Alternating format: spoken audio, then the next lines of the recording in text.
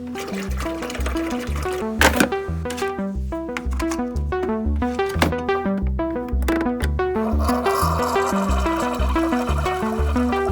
ever watch a video and see a bunch of stuff, a bunch of crap behind the person on camera and think, why are they standing there with all of that behind them? In this case, it makes sense, you know, because I made myself a cup of coffee. Cheers. But you'd be amazed how many times I see YouTubers and reporters doing this, having backgrounds that just does not relate to their content.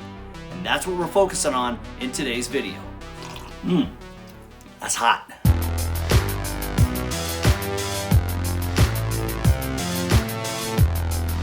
Hey guys, it's Matt. Thanks for being here on Rants with Rogers and Media Authority. And so many times as creators, as content creators, we're so focused on what we're saying and doing that we kind of forget about everything else around us.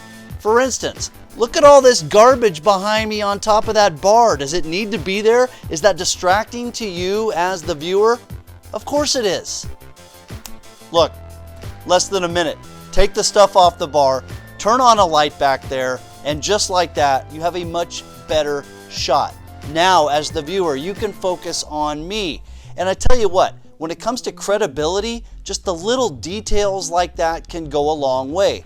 Think about it. If somebody's seeing you for the very first time and they see you in a cluttered room where you obviously didn't care and didn't take the time to tidy things up a little bit, or they see you with a nice background, obviously you've taken the time, you care about your product, who do you think they're going to want to listen to more? Who do you think is going to be more credible instantly in their minds? Of course, the person that tidied up. It's really simple. This isn't fancy.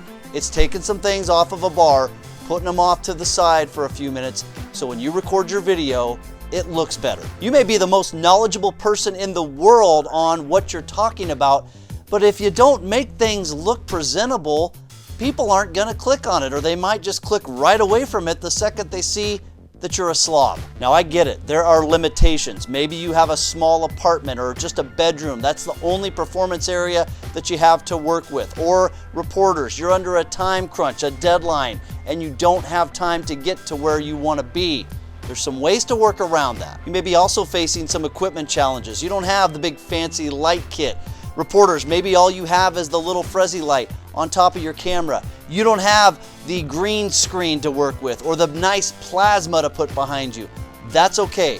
I'm going to show you some things that you can do to make your shot look better. Okay, reporters, you're out in the middle of nowhere. You don't have any lights other than the little fuzzy light on your camera, and you don't have any power anyway, so it wouldn't even matter.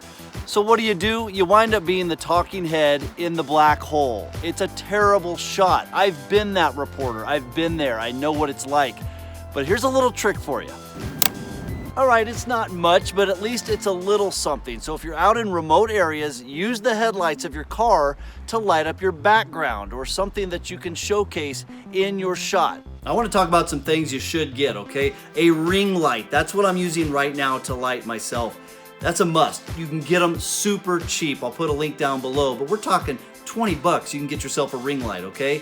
You also should get yourself some type of monitor.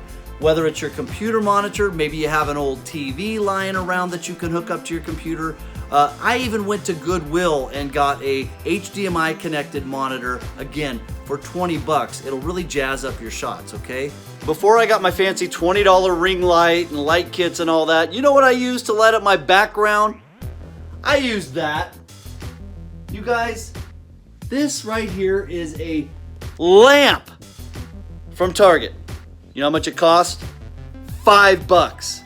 And by the way, reporters, they make them in battery operated types as well. You might want to look into that. I also recommend some colored lights, okay? Check out this video here where I use them. I got these for, again, like $20 at Walmart. You don't have to spend a ton of money, guys. Use a couch, use a chair. If you have a bar, set it up there.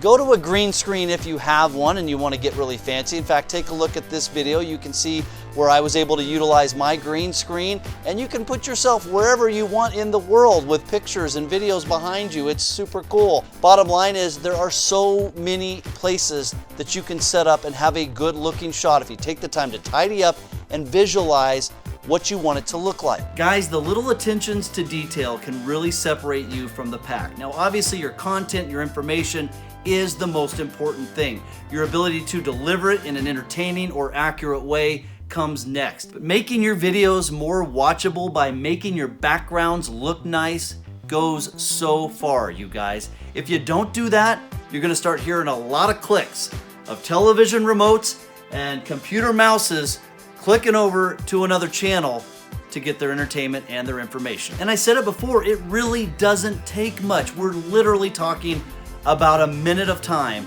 to completely change the look of a shot, to make it look more professional, and your viewers will thank you. So I want you to start looking around when you enter a room, when you're on the street, looking around and thinking to yourself, if I had to go on camera right here, what would I choose for my background? What would I want it to look like? All right, so make sure you're subscribed to both Rants with Rogers and Media Authority. Leave me a thumbs up if you like the video. Leave me a comment down below and check out the description section there. I'll have some links for products there if you're interested in getting them to help you pop on your next video. And guys, I highly recommend you watch this video, Why. It'll make you think, trust me. And this video, So Cliche. Reporters, you particularly should watch this one. It's the 10 most annoying news cliches that I hear all the time. So go check those out, and I'll see you there.